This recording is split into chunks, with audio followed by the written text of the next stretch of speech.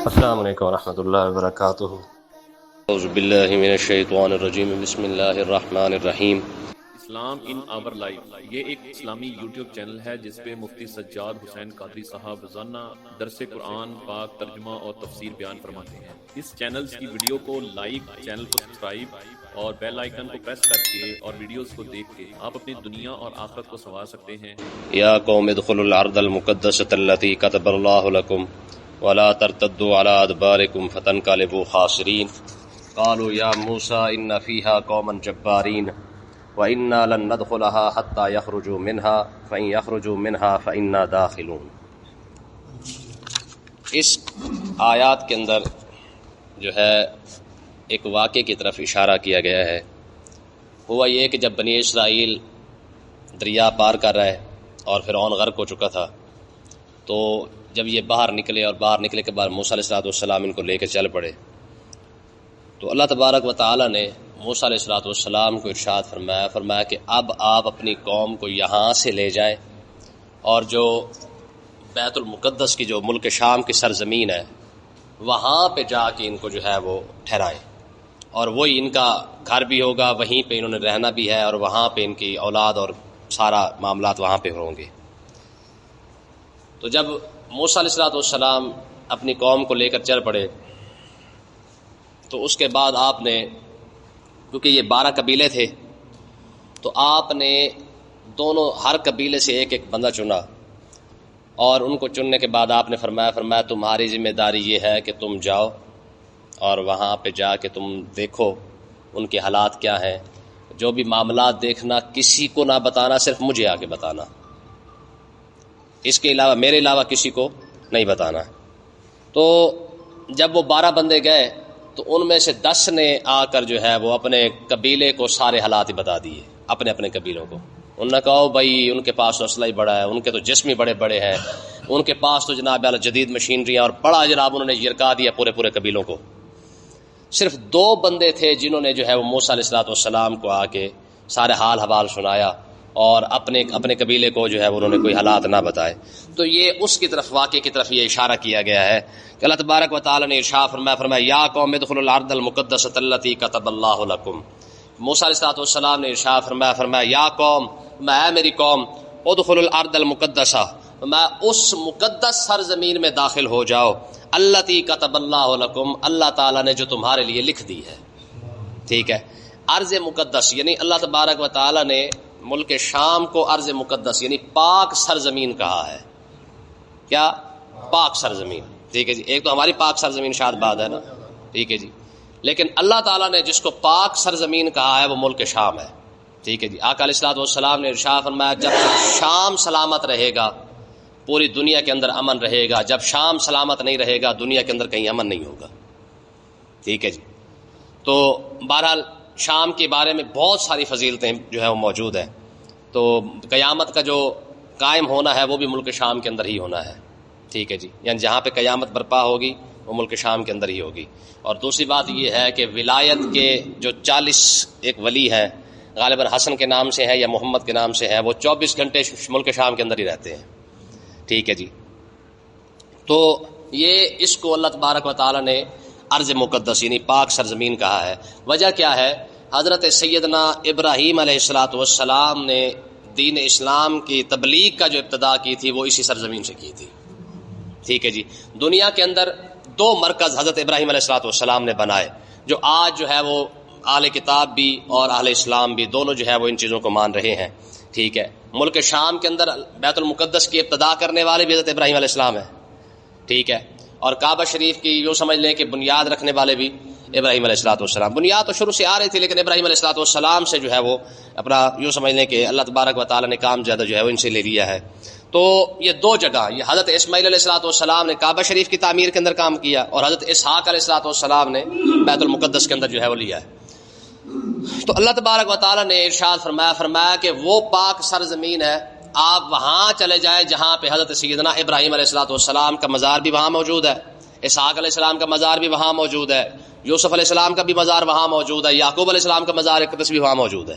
ٹھیک ہے، تو اس کا مطلب یہ ہے کہ جہاں پہ پاک ہستیاں موجود ہوں اللہ تعالیٰ اس زمین کو بھی پاک بنا دیتا ہے.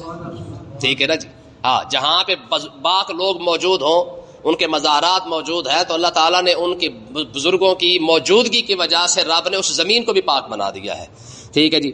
تو اللہ تبارک و تعالیٰ نے ارشاد فرمایا کہ موسیٰ علیہ السلام کو ہم نے کہا، اور موسیٰ علیہ السلام نے آگے اپنی قوم کو فرمایا کہ اے میری قوم اس پاک سرزمین کی طرف داخل ہو جاؤ التی کتب اللہ لکم، اور رب نے تمہارے لیے وہ زمین لکھ دی ہے.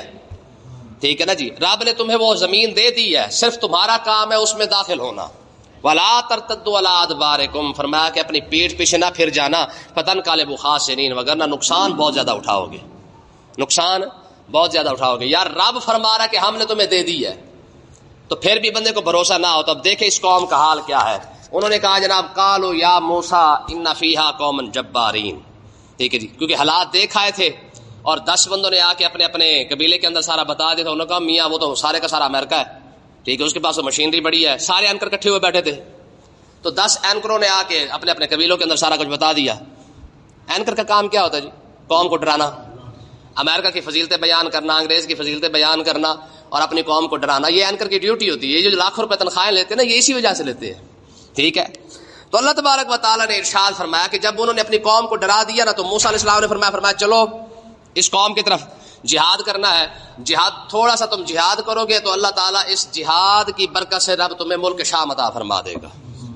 اب ذرا چیک کریں انہوں نے کیا کہا. کہتے قالوا یا موسیٰ، سارے کے سارے وہ 10 قبیلے اکٹھے ہو کے کہنے لگے قالوا یا موسیٰ، کہنے لگے یہ اے موسیٰ علیہ السلام ان فیہا قوما جبارین، اس کے اندر تو بہت زبردست لوگ رہتے ہیں، وہاں پر تو بڑے طاقتور لوگ رہتے ہیں، وہاں پر تو بڑے زبردست لوگ رہتے ہیں. انا لن ندخلها حتى يخرجوا منها، ہم تب تک وہاں پہ نہیں جائیں گے جب تک وہ وہاں پہ بیٹھے ہوئے ہیں.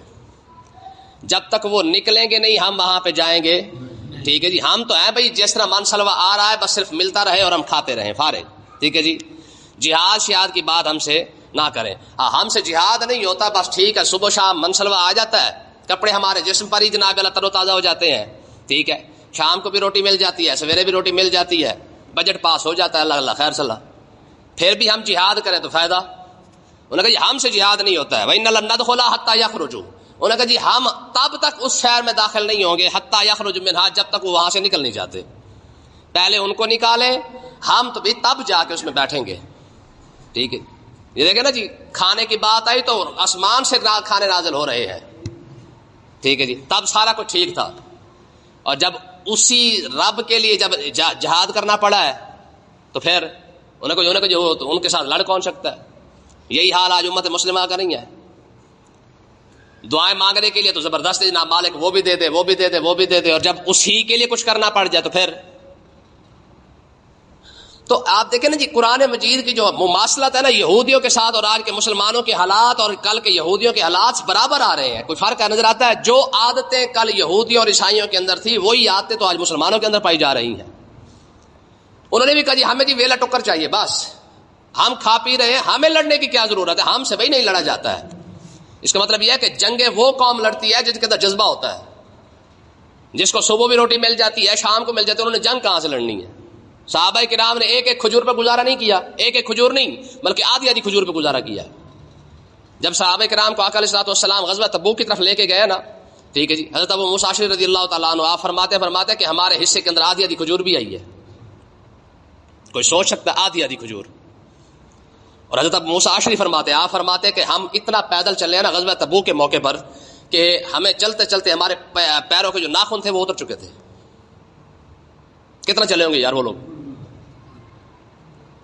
جہاد کرنے کے لیے یہ جذبہ چاہیے. جب یہ دیکھیں نا جی، یہ جب معاملات ہوتے ہیں نا پھر جا کے ہوتے. میں نے پہلے آپ کو بتایا تھا نا کہ آقا علیہ الصلوۃ والسلام نے جہاد کا اعلان کیا تو ایک گھر کے اندر باپ اور بیٹا بیٹھ کے آپس میں لڑ رہے ہیں.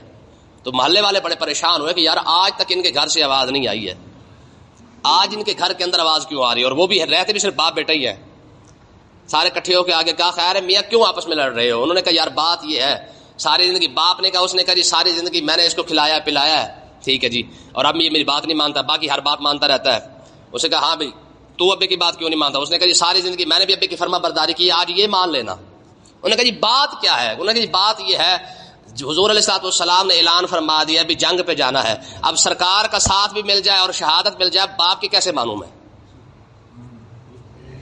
ابا سرکار کے ساتھ جائے اور شہید ہو جائے، اس پر تو کمپرومائز نہیں ہو سکتا نا. تو باپ نے کہا، اس نے کہا جی بیٹا اب باپ کے ساتھ اپنے سرکار کے ساتھ جائے اور وہاں پہ جا کے سرکار کی میت کے اندر یہ چلے اور جہاد بھی کرے اور شہادت بھی پا لے، اور میں گھر بیٹھا رہوں. بیٹا آگے نکل جائے شہادت پا لے اور میں گھر بیٹھا رہوں، یہ کیسے ہو سکتا ہے؟ ہماری لڑائیاں چیک کر لیں ہے جی. وہ معزز تھے زمانے میں مسلمان ہو کر، ٹھیک ہے جی. رب نے ان کو ایسے نہیں عزت دی ہے، جب ان کے اندر یہ جذبہ تھا نا، رب نے ان کو، حرام خور بندے کو رب عزت نہیں دیتا. کیوں جی؟ ہڈ حرام بندے کی کوئی عزت ہے؟ ہاں دیکھا کبھی ہڈ حرام بندے کی عزت ہوتی ہے؟ جب سے یہ امت مسلمہ ہڈ حرام ہوئی ہے، یہ دیکھ لیں ان کی عزت کیا ہے. عربوں کی نا ویڈیو بن کے آتی ہیں، آپ حیران ہوں گے. صرف آپ ان کے کھانے چیک کر لیں، ان کے جو پرات ہوتے ہیں نا، وہ بھی میرے خیال ہے 20 بندے بھی ہمارے پاکستانی بیٹھ کے نہیں کھا سکتے. ٹھیک ہے. تو ہڈ حرام بندہ یہ بھی ہوتا ہے نا جس کا کام صرف کھانا پینا ہے. دیکھیں نا جی یار، ہڈ حرام بندے کی تو ہمارے اپنے معاشرے کے اندر کوئی عزت نہیں ہوتی ہے، ماں باپ کی نظر میں عزت نہیں ہوتی ہے. ہوتی ہے، سوال ہی پیدا نہیں ہوتا. اگر بیٹا سگا ہو نہ کمانے جائے تو باپ اس کو نہیں دیکھتا، کہتا یہ ہے یہ ہڈ حرام بندہ ہے، یہ ویلا مفت بیٹھ کے روٹیاں کو توڑتا ہے. جب ہڈ حرام بندے کو ہم اس کی عزت نہیں کرتے ہیں تو ہڈ حرام قوم کی رب کیسے عزت کرے یار؟ سیدھی سی بات ہے. ہم قوم صرف نعرے مارنے کے لیے، نعرہ تکبیر، نعرہ رسالت بس، اور دعا مانگنے کے لیے، یا اللہ زرداری کو برباد کر، یا اللہ نواز شریف کو برباد کر، یا اللہ عمران خان کو برباد کر. صرف مسجد میں بیٹھ کے دعا کرنے کے لیے بس.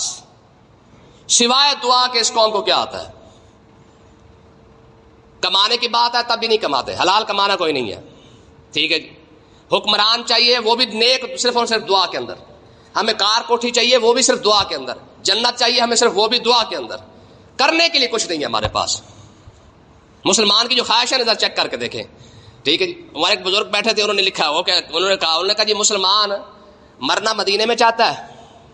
ٹھیک ہے جی. قبر چاہتا ہے کہ میری قبر مدینے کے اندر بنے، اور جب میں اٹھوں تو قیامت والے دن آقا علیہ الصلوۃ والسلام کا ساتھ بھی مل جائے اور حضور انگلی پکڑ کے جناب والا سیدھا جنت میں. اور جب کرنے کی بات آئے کیا ہم سے کچھ نہیں جاتا ہے. زندگی فرعون والی اور موت موسیٰ علیہ السلام والی، کیسے ہو سکتا ہے؟ کیوں جی؟ کرتوت یزید والے اور شہادت امام حسین والی، یہ تھوڑی ہو سکتا ہے؟ سوال ہی پیدا نہیں ہوتا. تو قوم صرف دعاؤں پہ رکھی ہوئی ہے. آپ دیکھ لیں ہماری قوم کو سوائے دعا کے کچھ نہیں آتا ہے، لگی ہوئی صرف خالی دعا. اور ان کو کہہ رہا ہو یار کو چوری کر رہا ہے ٹکٹ کرے، اللہ ہدایت دے گا. یا اللہ چوروں کو ہلاک کر، یا اللہ چوروں کو اور بھائی اس کو روک بھی تو صحیح نہ کریں. ہم نے کسی کے سامنے برا نہیں بننا ہے. سوائے دعاؤں کے اس قوم کے پاس کچھ نہیں ہے. تو انہوں نے کیا کہا؟ دیکھیں جی وہی لفظ ہے. انہوں نے کہا جی وَإِنَّا لَن نَدْخُلَهَا حَتَّى يَخْرُجُوا مِنْهَا. انہوں نے کہا جی ہم اس میں شہر میں نہیں جا سکتے. کیوں؟ حَتَّى يَخْرُجُوا مِنْهَا، پہلے وہ نکل جائیں، ہم بھی پھر ہی جائیں گے. اور فَإِن يَخْرُجُوا مِنْهَا فَإِنَّا دَاخِلُونَ، ہاں اگر وہ نکل جائیں تو ہم داخل ہو جائیں گے، ہم پھر شہر میں بیٹھنے کے لیے تیار ہیں. ہمیں کیا مسئلہ ہے؟ ہمارا تو منسلوا بھی آ رہا ہے، ہمارے تو کپڑے بھی پرانے نہیں ہوتے ہیں. آپ یار حیران ہوں گے کہ یہ کیسی قوم تھی کہ صبح اور شام روٹی ان کو تازی مل جاتی ہے، لباس اتار کے دھونے کی ضرورت نہیں پڑتی تھی، جسم کے اوپر ہی لباس ان کا جو ہے وہ صاف ستھرا ہو جاتا تھا. کوئی سوچ سکتا بندہ؟ ہمیں تو صرف لینا پڑتا نا، صابن لینا پڑتا ہے نا. ٹھیک ہے جی. لیکن کیسی یہ قوم ہے کہ اس کے رب کا انعام چیک کریں ان پر کہ جناب جسم کے اوپر کھڑا کھڑا کپڑا ان کا صاف ستھرا ہو جائے. ٹھیک ہے جی. آگے دیکھیں جی، فرمایا قال رجلان من الذین یخافون انعم اللہ علیہم ادخلوا علیہم الباب. ہاں دو بندے تھے ان میں سے، انہوں نے کہا یخافون، اور دو بندے کون سے تھے؟ فرمایا وہ یخافون، وہ رب سے ڈرنے والے تھے. موسیٰ علیہ السلام نے فرمایا تھا راز فاش نہیں کرنے ہیں. ٹھیک ہے، جو دیکھنا مجھے آ کے بتانا ہے، اپنی قوم کو کوئی بات نہ بتانا. یخافون، فرمایا اور رب سے ڈرنے والے تھے. انعم اللہ علیہما، فرمایا اللہ تعالیٰ نے ان دونوں پر انعام فرمایا. ٹھیک ہے جی. کیا انعام فرمایا؟ فرمایا دونوں کو اللہ تعالیٰ نے موسیٰ علیہ السلام کے بعد ان دونوں کو نبوت عطا فرمائی. سمجھ آئی نا؟ اللہ اکبر. علیہ انہوں نے کیا فرمایا؟ فرمایا ادخلوا علیہم الباب. انہوں نے کہا اے کھان پینے والی قوم صرف دروازے تک ہی آ جاؤ. کیا کہا؟ اوے ان کے گیٹ تک آ جاؤ، خالی گیٹ تک پہنچ جاؤ. صحیح تم اگر ان کے گیٹ تک بھی پہنچ گئے نا، فَإِذَا دَخَلْتُمُوهُ فَإِنَّكُمْ غَالِبُونَ، تم صرف اور صرف کچھ بھی نہ کرو، بیت المقدس والا جو گیٹ ہے وہاں پر آ جاؤ. فَإِنَّكُمْ غَالِبُونَ، رب تمہیں غلبہ عطا فرما دے گا. ٹھیک ہے جی. یہ چسکے والی قوم کو کہا ہے نا. فرمایا کھان پینے والی قوم صرف اتنا ہی کر لو، فَإِذَا دَخَلْتُمُوهُ، اور تم اس کے گیٹ تک ہی آ جاؤ. فَإِنَّكُمْ غَالِبُونَ، رب تمہیں غلبہ ضرور عطا فرما دے گا. وَعَلَى اللَّهِ فتوکلوا ان کنتم مؤمنین.